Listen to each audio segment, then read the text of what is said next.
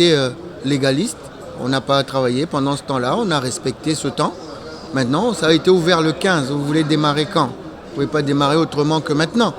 Et on ne sait pas quand est-ce qu'on va démarrer le championnat.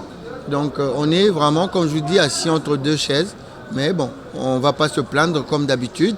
On va essayer malgré tout, de faire du bon travail avec ces contraintes-là, de ne pas savoir quand est-ce qu'on va démarrer exactement. Parce que là, on suppose. Alors que pour faire une bonne préparation, il faut avoir, la première des choses, c'est la date de la reprise du championnat.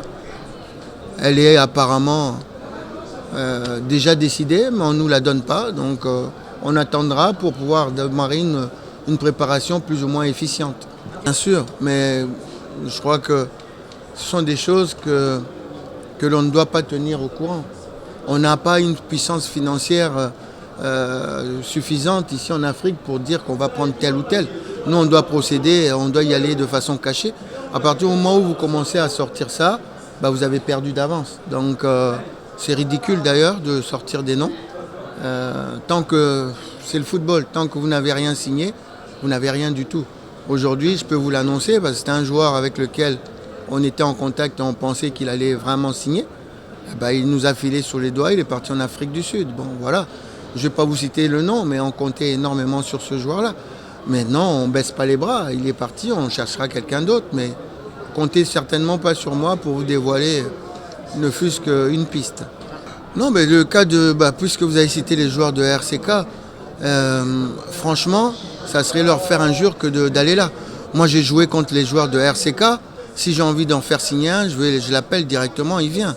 Et si je ne vais pas le faire signer, si je dois l'intégrer à l'entraînement, je l'intégrerai avec les autres joueurs de V-Club.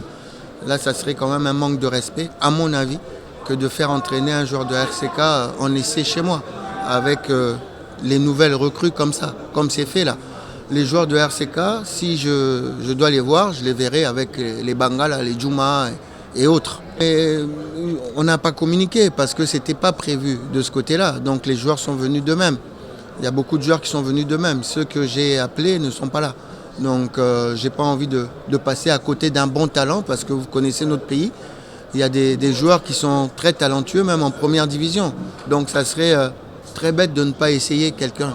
Donc on a vu des joueurs arriver de nulle part et nous donner satisfaction. J'en ai déjà en tablette ici, que j'ai vu dans l'année et qui jouent en première division. C'est exceptionnel. Donc si vous dites d'emblée, tel joueur joue en première division,